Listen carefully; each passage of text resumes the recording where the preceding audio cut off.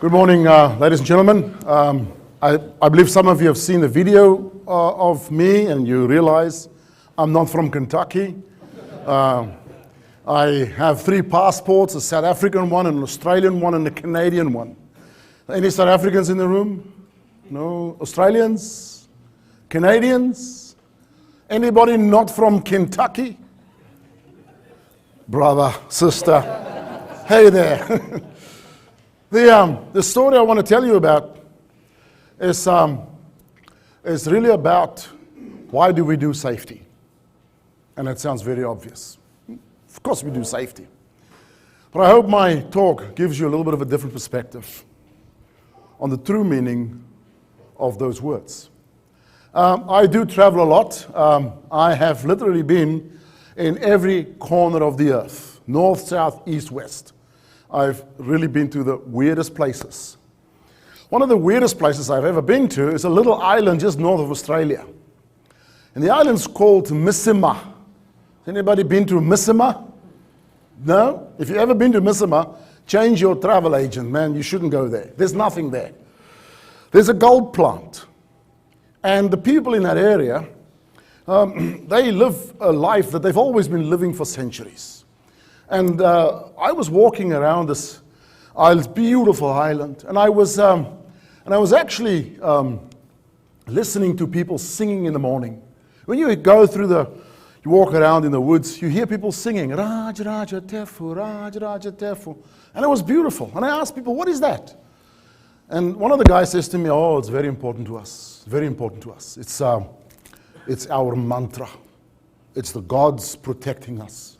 I said, oh, that's very interesting. Tell me about it. So he told me about it. So I'm going to tell you that story, but before I tell you that, I'm going to teach you their mantra, and you will feel the magic. It's magic. I'm going to play you some music, okay? It's going to be Queen's We Will Rock You. And while the music is playing, I'd like you to go like they do, you know, in the concerts. And when my hand goes up, everybody go together, goes, Raja, Raja, Tefu. And we do it twice. And the music will play again, music will play again, and we'll do 2 more times. And you will get the magic. Guaranteed. Okay, here we go. Come on.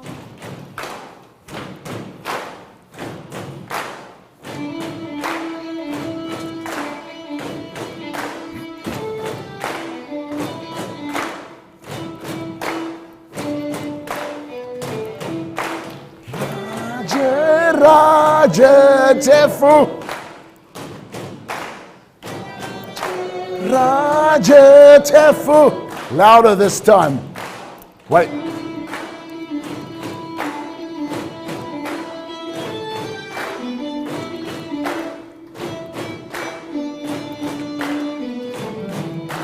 Raja, Raja Tefu. One more time, loud now. Raja, Raja Tefu. You sucked. You sucked big time. You should hear how they do it. But some of you got the magic. I saw a few people going like this. No magic there. But there was some enthusiasm in the back room. Yes, let's do this. Magic. Now here's what happened. These people living on this island, it was in the 1940s. Nobody has ever heard of the rest of the world by then. They lived on this island completely isolated. Then one day, they started hearing and seeing things they've never seen before. And it was a sound. What was that? And then another sound. But it's a bird. It's a bird they've never seen before. It's a metal bird. And these metal birds were every other day were flying around. And there it comes again. It was amazing. And they talked, what is this? The gods must be sending new birds. We've never seen these birds. And it went on for a while. One day, the sun was setting was getting dark when somebody saw a bird coming over. And the bird was flying in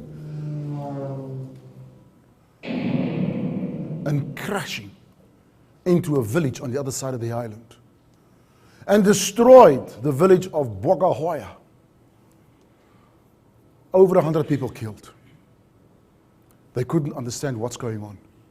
The gods are punishing us. So they talked to the chief, and they said to the chief, you better find out. Talk to the gods. You talk to the gods. Find out. Why? What did we do wrong? He says, I'll find out. But he doesn't know. He doesn't really talk to the gods. He just pretends to do. Then he says to his son, you know, I've heard that the people in Vanatinai, on the island across the water, they got these birds to sit down. Go find out. What did they do? But don't let them see you. They're our enemies. So the son kayaked over. He came back a few days later. Then he called everybody together and says, I found their secret. I found their secret. He said, what is it? He says, well, they got the birds to sit down. Not only did the birds sit down, they walk into the belly of the birds. And they bring out water and food and many things. I don't know about it. So what kind of water? He said, I found one of these water. He pulls out a bottle. And they've never seen a bottle. They say, it's a strange coconut, this one? He said, yeah. So they give it to the chief. He tries it. Oh, this water makes you happy. Yeah. I said, we must get this water. We must get this water. How did they get the planes to sit down? He also says, very easy. You know what they've done? They cut a lane in the trees. And they made the ground very hard. Because these birds, they got round feet. Yeah, and at the end of the clearing, they put a man in a hut. And they gave him a stick. They put the coconuts, they split the coconut in two halves. They put it on his ears. And he yells in the stick, Raja, Raja, Tefu, Raja, Raja, Tefu. And the birds sit down. So, wow, let's do that. So they cut the clearing. Get a man, put the coconuts on his ears. Give him a stick, yell. Raja, Raja, Tefu, Raja, Raja, Tefu. But the birds just go, ooh, nobody sits down.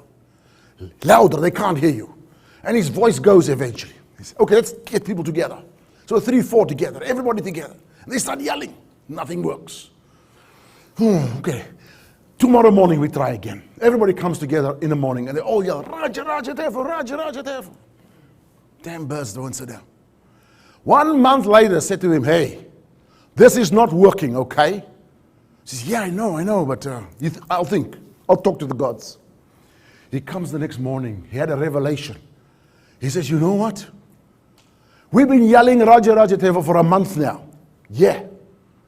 Has anybody of you seen a bird crashing into a village and killing people? No. You see, it's our protection. And when I got there in 2004, this is 70 years later, they're still yelling Raja Raja Tefu, and you know what? They've never had an accident again. It works. Magic.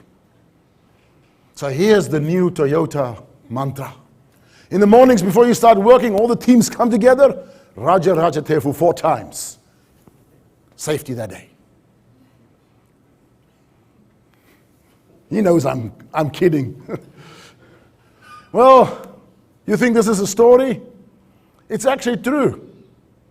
In the 1940s, when America was building air bases on Pacific Islands, the islanders didn't know what was going on. And since those days, and to this day, there are cults operating around the islands in the Pacific, Papua New Guinea, called cargo cults. And they have all kinds of simulations. They still exist today. And they're used as a metaphor for, in business terms, when people do things, they know what to do. They know how to do it. But they don't know why they do it. And for me in safety, we do this all the time. We do a lot of stuff in safety. But why do we do it? If I ask you individually each time, why does your company want safety? I'll get many different answers. I want to talk to you about safety from a different perspective. I'm not a very safe guy. My Harley Davidson was 45 years old. When you're 45 years old, you got to have a Harley, And I got my Harley in Australia. It's 100 degrees every day. You don't go on a Harley with thick leathers and stuff. It's like crazy, man. You go in your sandals and slippers and, there you go. My wife didn't like this bike. She hated this bike. Constantly said to me, sell the bike, sell the bike. One day I advertised the bike to keep her quiet. I advertised it for $24,000. I knew no one's going to phone me. She wouldn't know. Some idiot phoned. He comes around. He says, yeah, I want to take the bike. Can I have a spin around the block? He says, sure. He takes the bike. I've never seen that bike again. He disappeared. To this day, I suspect my wife. She was behind this hit. So I'm sitting at home. I'm bored. I'm 48 now. What can I do? That's exciting. And then I got a plan. I got an idea.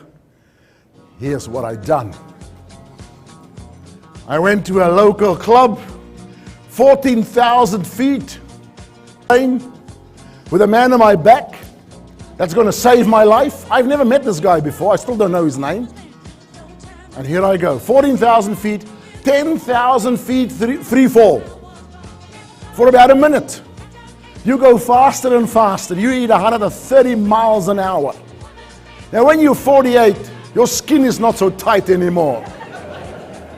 It was flopping all over the place. I haven't taken a breath yet.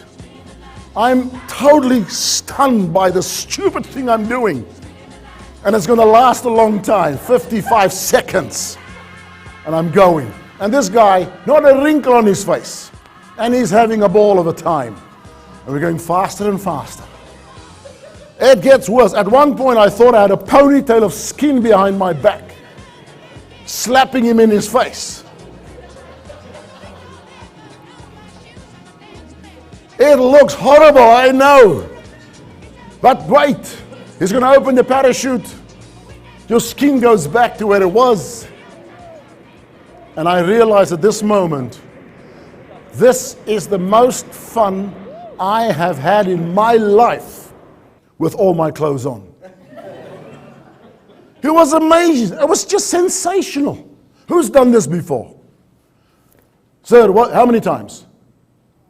6 times. Was it the most fun you've ever had with your clothes on? Close. Oh. Okay, well, okay, yeah, we won't go there. Close. It's amazing. And I decided, this is my new hobby. And I became a skydiver. I qualified as a skydiver, and life is great. And I'm doing skydiving, and my wife hates it. And she banned me from skydiving. She's just into my hobbies terrible, man. I just can't have fun. I've cheated on her twice already. She doesn't know of 2 dives I've done. So I can't do skydiving, so I decided, let me do a bit of something else. This is my latest interest.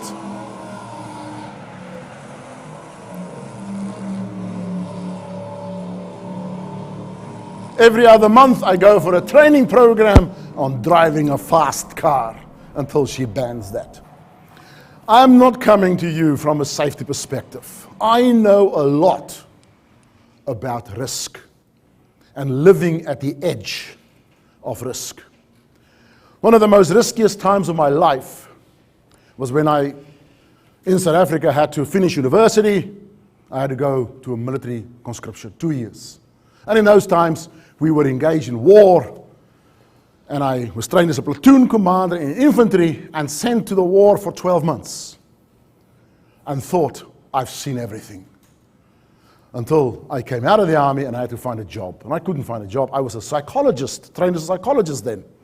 So I came out and I applied for jobs. I got an invite for a job in human resource management at a mining company.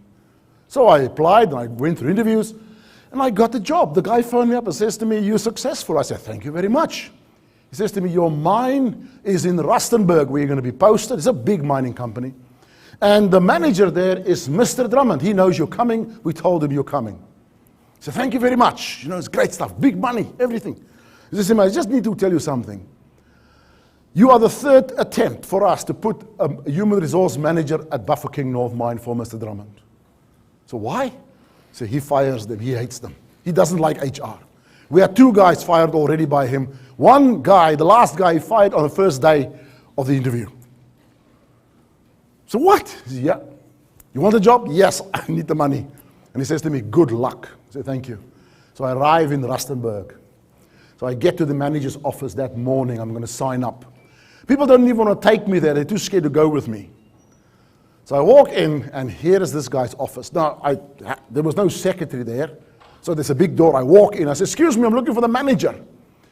I couldn't believe what I saw. This guy is nuts. He looked up, and he started screaming at me in a foreign language. Never heard this language before. Irish. No one understands that language. And he starts screaming at me, and he says to me, you can't walk in my office. Who the hell are you? And he walks up to me. Where's Margaret? And I don't know, Margaret's the secretary. I said, I don't know, sir. I'm stunned. He says, who are you? I said, I'm Corrie Pitzer. He said, oh, human resources. I said, yes, sir. Sit down.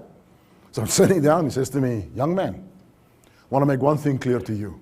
I don't like HR. I said, yes, sir, I heard. He says, I don't know what you people do, and I don't care what you do. I've been working here for 25 years. Never had HR. Now it's HR this and HR that. And he calms down and says, tell me about yourself. So what would you like to know, sir? He says, on which mines have you worked before? I never worked on a mine, sir. I'm straight out of university. I shouldn't have said that. He didn't like that. I tell you, this guy's nuts. He had a habit, I learned later. If he's really upset in a meeting, he bangs his forehead on the desk. And I'm sitting and this guy goes like this, doo, doo, doo. And he looks up and I thought, this guy's nuts. I can't keep my eyes off this blotch on his forehead now. And he starts screaming in Irish. And he fired me. My first job. Fired in the first interview. I'm out of that office like a rocket. Get out! So I'm walking out. And here's Margaret. Oh, you must be the new HR manager. I said, I was. He just fired me. She says, no, he didn't. He screams like that all the time, the old man. Don't pay attention to him. And she yells something to him in the office there. And she says, no, he said you must get a blasting ticket. That's what you must go and do. So what is a blasting ticket? She says, talk to the training manager. I got to the training manager. He says to me, I can't give you a blasting ticket. I said, why not? He says, it's a qualification. So, Mr. Drummond said you must give me a blasting ticket. He says, I'm not giving. I said, phone Mr. Drummond. He goes like this. Oh, I'm not phoning that guy. So why not? He says, my friend, on this mine, you don't pick up the phone and phone Gaddafi. Gaddafi was his nickname because he fires people. So I'll phone him. He screams at me on the phone. I said to this guy, okay, let's start the training. I thought, you know, the training's 8 months. I can do this in a month, no problem. I was at university. 2 days induction, and then I get to the shaft. He says to me, the mine captain will meet you, we'll take you on the ground. What a day. You go underground in a cage, an elevator. It's about as big as this area here, that high, a double-decker. 50 people on one deck, 50 people on another deck. And you shoot down that hole at breakneck speed. You're traveling at 6 meters per second. There are 3 shafts. We're going down the first shaft, then we're going to go a long ways, then down the second, and then down the third. You experience your ears blocking now.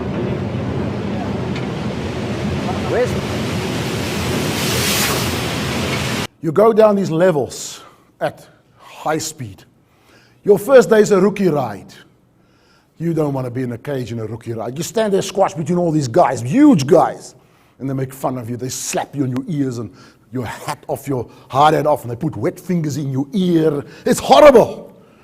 And then the next moment they drop the cage. All hold on except me. I hit the ceiling, they all go down with the cage. And this thing falls. You start to drift. I'm screaming like a baby, and they shake the cage, and they laugh. This is mining, and they kick the plates. I am besides myself. You go down, these shafts are 3,000 feet deep. Then you walk to another shaft, you go another 3,000 feet. You walk to another shaft, another 3,000 feet. Then you walk 2 miles to your workplace, and they got tunnels from the shaft. This is the tunnels out to the shafts, to the stopes. And when you get there, this is what you get.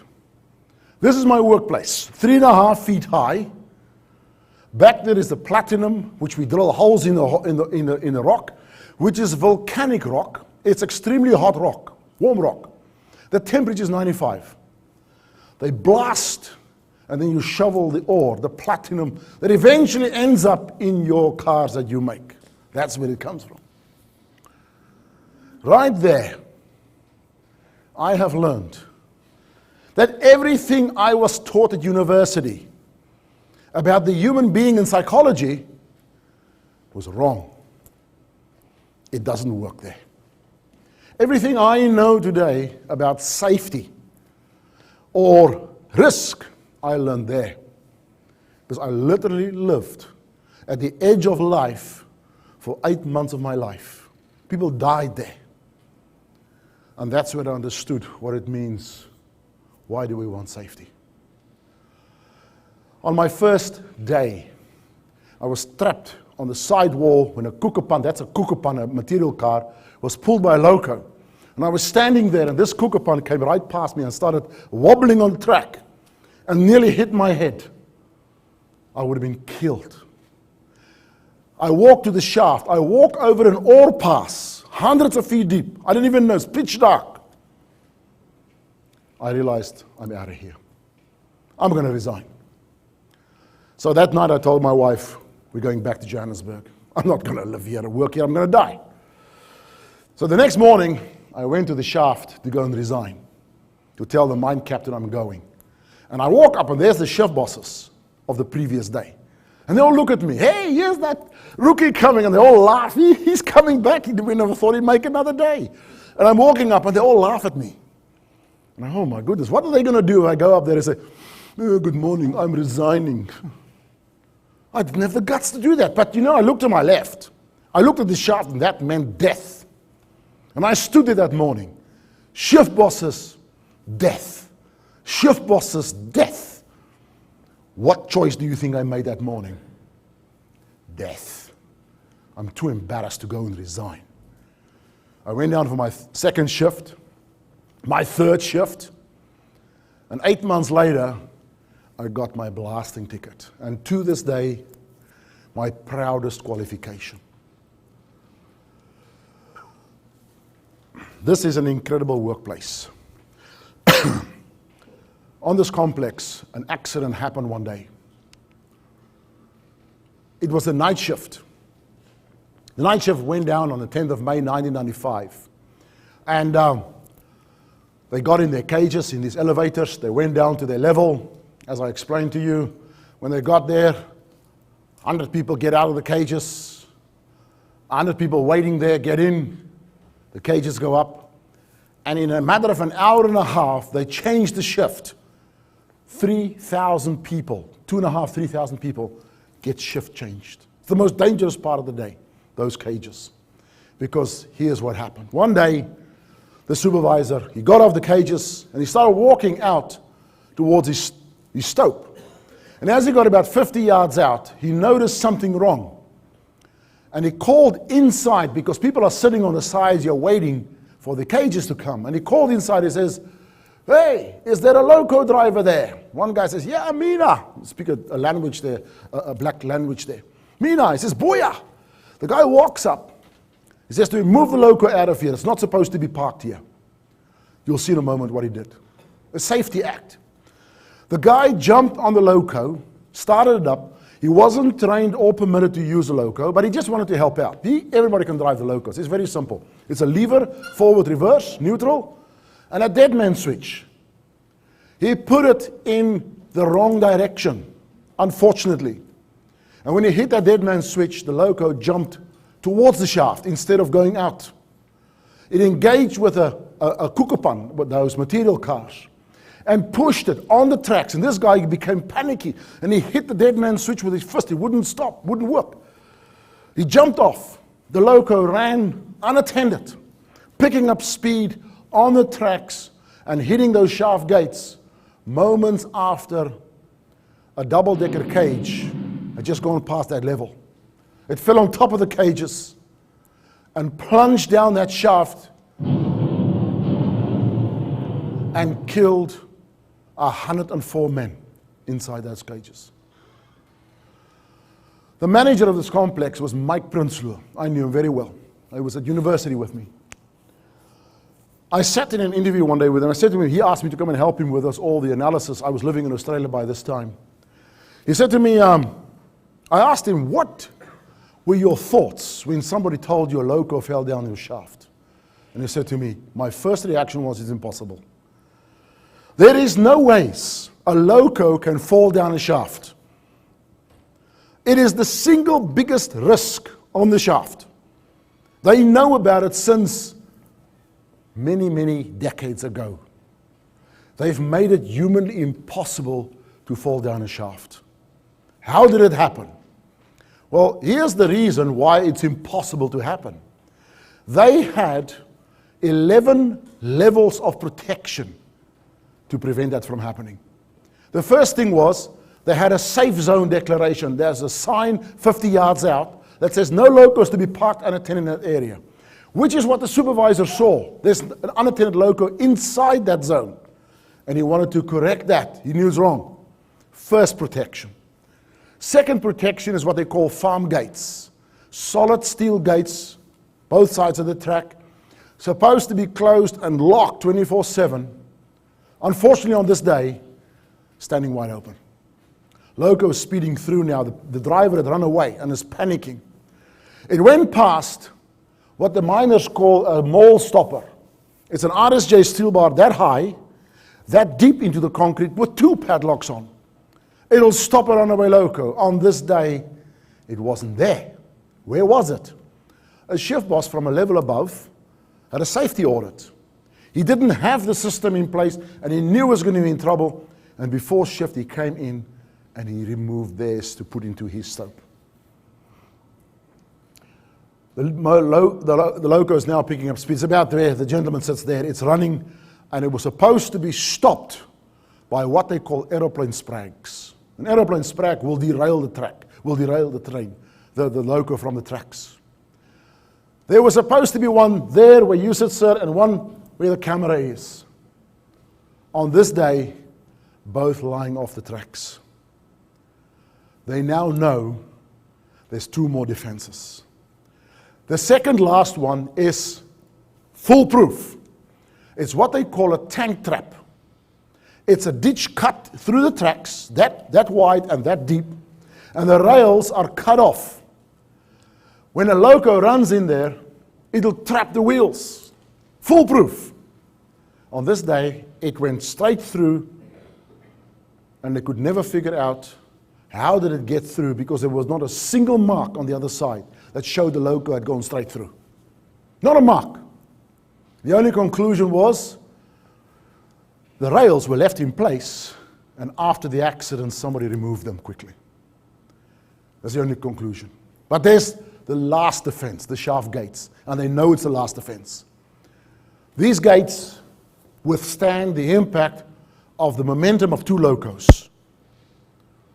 On this day, they snapped off like wood. When we looked into the reason for that, and the debris came from underground, they found that the hinges were rusted through. This is a very wet area. But somebody noticed yellow paint, fresh, wet paint on the hinges. When we looked at all the shaft gates at all the levels, the majority of the hinges were rusted through. But you know what? Unnoticed, because they were all painted beautifully yellow for the safety audits all the time. On this day, 11 systems failed. Now, the first thing that should have stopped this was the dead man's switch. If you release your hand from that spring-loaded button, the loco should cut out. It didn't cut out. When we retrieved the locos from underground, we found out why. And I was sitting in a meeting with some executives and lawyers, and in the report it said the dead man's switch was bridged out with copper wires by the workers. And there's one executive who was saying, you see, human error again. The workers override our safety systems. And I was so upset with this guy. I said to him, have you ever worked underground? He says, no. I said, well, I have. When you work underground, that loco is the linchpin of production. If that loco stops, everything stops.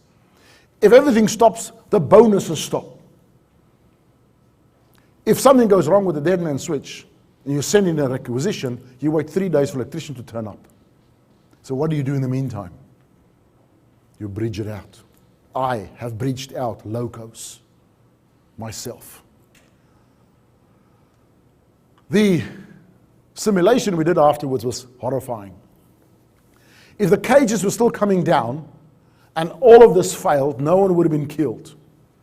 Those elevators were on their way to the next level, and we worked out that for the cages to go past that level to the next level and everybody to disembark would have taken 31 seconds. And in those 31 seconds, 11 systems failed. It's impossible, yet it happened. I listened to a recording of a young man who was waiting for the cages to come down. He was going home. And he said, I heard a massive smash above my head. And I thought the shaft's collapsing. And things just started ripping apart and everything was shaking above my head. And the next moment, the cage just fell and came to a halt right in front of me, jammed out of the rails, sideways in the shaft, and I was thrown back. And when the dust settled, I couldn't believe my eyes. The upper deck was smashed to pieces. 50 people in there, at least half of them were killed. I saw people crawling around without legs and arms. I saw a guy without a head. He said, but that wasn't the worst. In the lower deck, everybody was still alive. And the one corner was split open.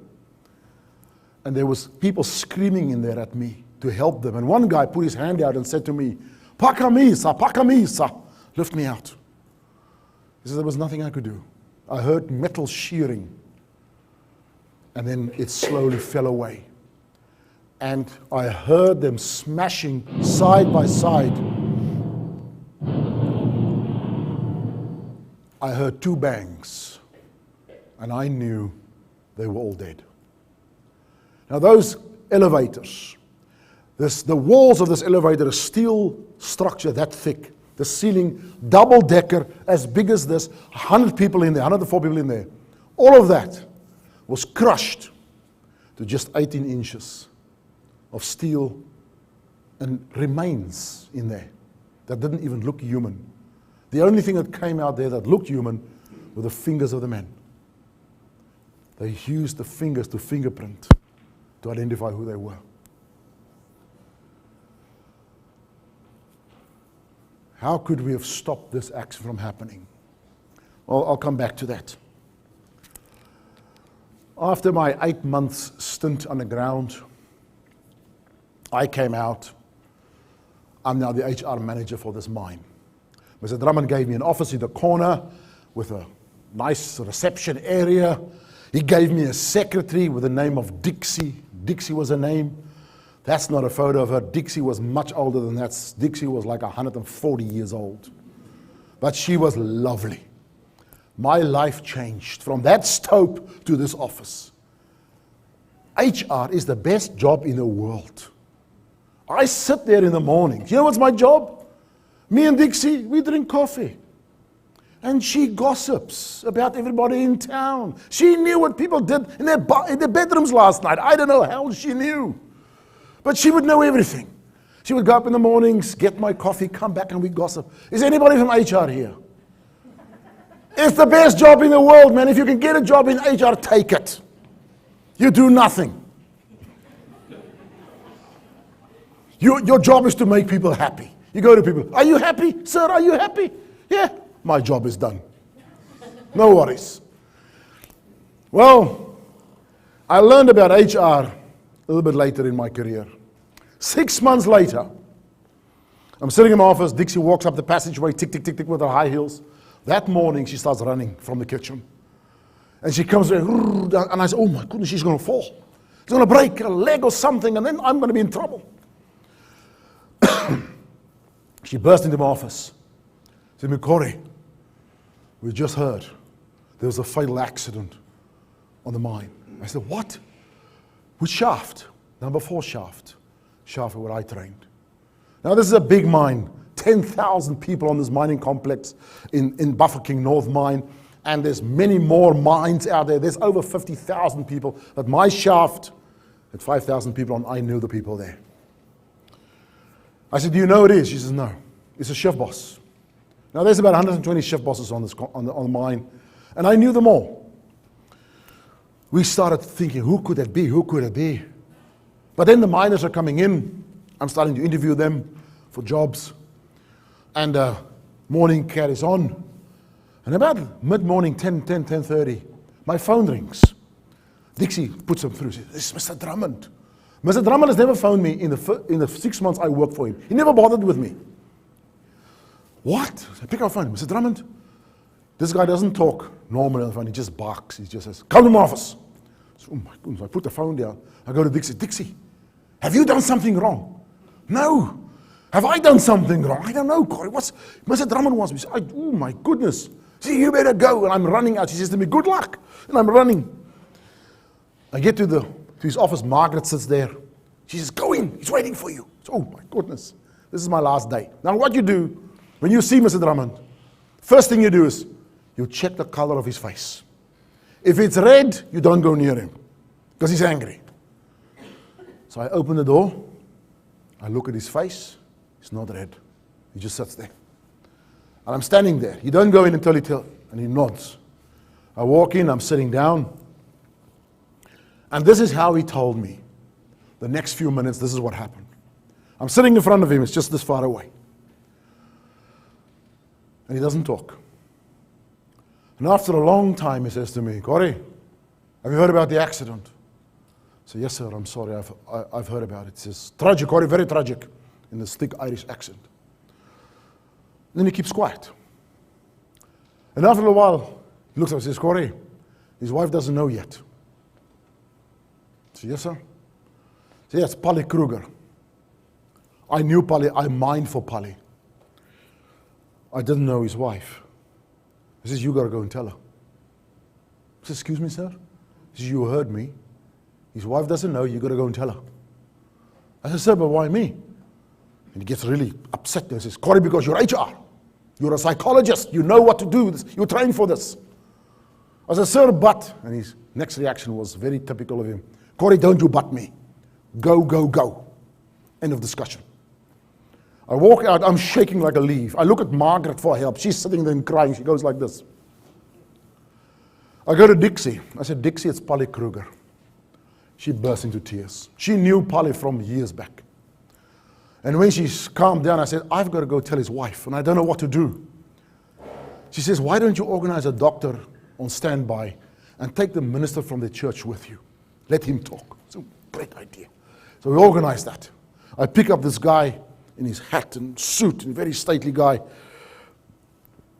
I said, you'll do the talking. He says, no, it's a mind matter. You must talk. I'm here for support. Okay. We stop in front of her house. Now, that morning, that rumor of a death on number 4 shaft was through the town. It's a mining town, Rustenburg. Everybody heard about the death at 4 shaft, a shift boss.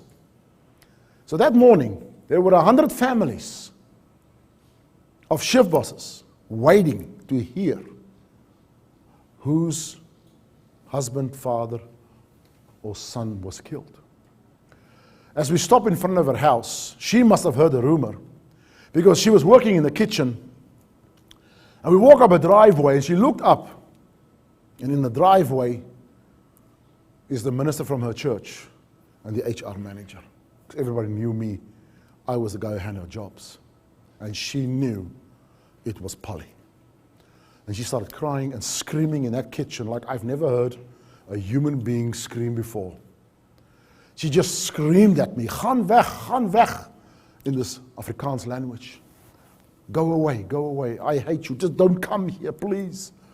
And we edged closer and closer, and she took a cup, and she threw it at me. And the cup went right past me, and she just, go away. And the guy walked up to the window, and he says to her, sister, open the door. And she opened the door, and she fainted. We picked her up and put her on the couch.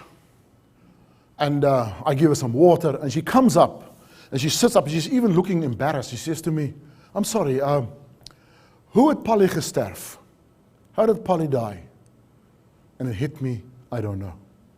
Mr. Drummond never told me. The most incredible embarrassment, bringing the news of the death of her husband, and I didn't even know. She couldn't believe this, and I couldn't believe this, and the family came, and it was horrible. I went back to the office after a couple of hours, and I said to Dixie, I'm going home. And I just went home, played with my daughter and my dog. In the next few days, the funeral happened. Mr. Drummond and his wife turned up. But you know, they were standing there on the side, looking into the distance, not talking to anybody. He just stands there. And when the funeral was over, he left. And I could hear people murmuring, what an animal is this guy? Life went back to normal. I'm interviewing miners. Dixie gets my coffee in the morning. About 4 weeks later, I hear Dixie running down the passageway. And I went ice cold. She burst him off and says to me, Corrie, you will not believe this. We just had another fatal accident, number 4 shaft. And I went I don't know what to say. And I said, do you know who it is? No. It's a miner, one of the miners. Now there's 400 or 500 miners. I didn't know them. I'm sitting there and I'm waiting that morning for that phone to ring. Because I know Mr. Drummond is going to call me. And he rang mid-morning. Same thing. Sit down.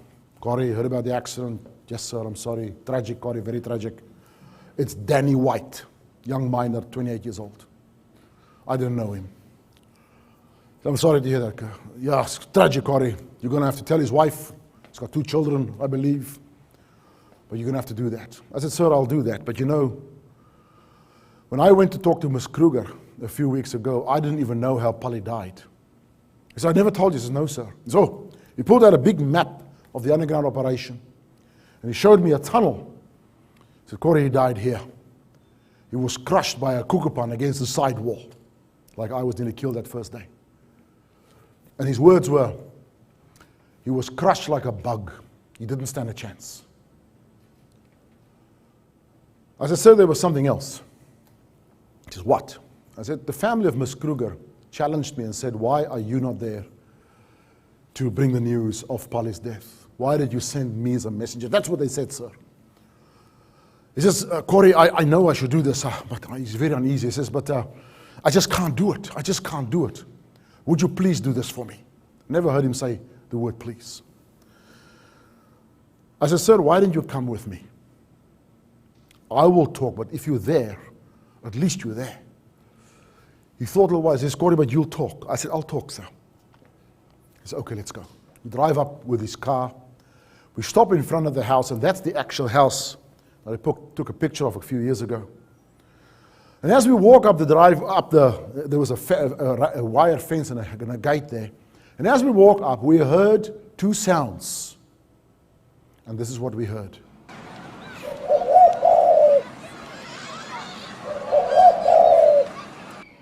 That is the most common sound in Africa, the sound of a turtle dove. They're everywhere. But above that sound, the sound of 2 kids playing in the backyard. When I looked at Mr. Drummond, he looked at me, and we knew this will be the worst day in their lives. The lady probably didn't hear any rumors, because when she opened this door, it was this beautiful, beautiful lady with blonde hair and brown eyes. And she's friendly. She said, oh, good morning, can I help you? I said, and before I could say something, she looked at me and says to me, is Danny okay? Because she recognized Mr. Drummond. Is Danny okay? I said, can we go inside and talk, please? And she held her hands against the doorpost like this. She said to me, no, tell me now, is Danny okay? And I said, no, he's not okay. And she just shut down and she walked backwards into her house, never taking those eyes off me. And she sat down in the lounge on a couch. And I'm sitting next to her, and on the way there, I practiced in my head, how will I tell her? And the words I practiced was this: I'm sorry to tell you that Danny was killed in a mine accident today. I practiced it the whole time on the way there. And I was about to sit down. I was sitting down, I was about to say this, when I just looked into her eyes and she just nodded at me.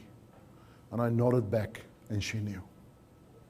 And she started crying, but not loud, she just tears coming out. And instinctively I put my arm around her, and she burst into tears. She fell into my arms and just cried. And I just let her cry. I'm just sitting there. And while she's crying, I suddenly hear the back door open. And in walked the most beautiful little girl that I've ever seen in my life, I guess. She was 7 years old, 8 years old, and they were twins. But this, the one little girl came walking in, Linky was her name. That's not a photo of them, but that is as close as I could get. Beautiful blonde hair. And the little girl walks in, and she says to her mother, Mama, Mama, hoekom huil jy? Why are you crying? And the mother, I don't know to this day why she said this, she said to her, Linky, the managers came to tell us that Daddy's not coming home tonight. She said this in Afrikaans. And this little girl looks at Mr. Drummond and she says to him, hoekom kom my papa nie huis toe nie? Why is my daddy not coming home tonight? But he doesn't understand this. He looks at me and says, Corrie, what is she saying? I said, sir, she's actually asking you why her father is not coming home tonight. And he couldn't believe this.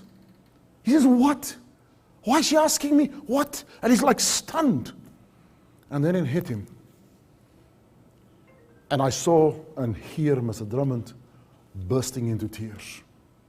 He grabbed this little girl and he just pulled her onto his lap and he started sobbing. I'm sorry, I'm sorry, I'm so sorry. And the little girl doesn't know what to do.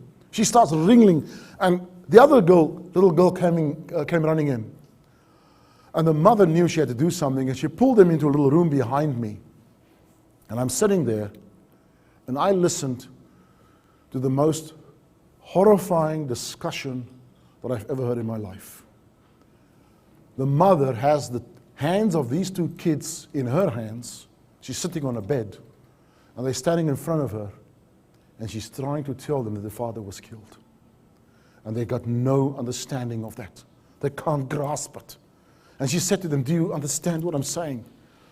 They just stood there. And she said to them, go outside and play. I'll come to you in a moment. When they walk out that door, both of them look straight ahead of them.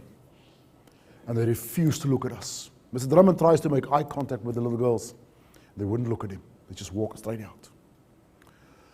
The family came, and Mr. Drummond is just struggling. And I knew I had to get him out of there. And we walked out, and as we walked out, I opened the gate for him to walk. And he stopped, and he grabbed me on the arm, and he says, Corrie, I'm never going to do that again. And at that moment, he was probably the closest in his life to being punched in the face. I nearly hit him. How can you not want to do this again? And they've lost their family member today. And I think he must have read my mind, because he says to me, Corrie, no, that's not what I mean. What I mean is today's a day we're going to stop killing and hurting people on my mind. And that's the day when I saw that man, Gaddafi, turn into the most inspirational safety leader I've ever seen in my life. We run a safety leadership course today based on what he did, based on his life and the actions of this man. And he transformed that mind. And he became promoted. And I became promoted with him. And I became the group safety manager, eventually, because of Mr. Drummond. Many years ago, Mr. Drummond and I met up again. Mr. Drummond retired. He was quite old by then already. He was near retirement when all this happened. He was about 3-4 years away from retirement. And he retired and went back to Ireland. And then, while in Ireland, his wife passed away. And he returned to South Africa. And I heard that he was back in South Africa, and I'm visiting my family in South Africa at the time. But I also heard something from my colleagues at this mining company. Someone told me this is what happened. Those two little girls grew up. The little girl, Linky, wanted to become a nurse. And she enrolled in the local hospital for a course in nursing.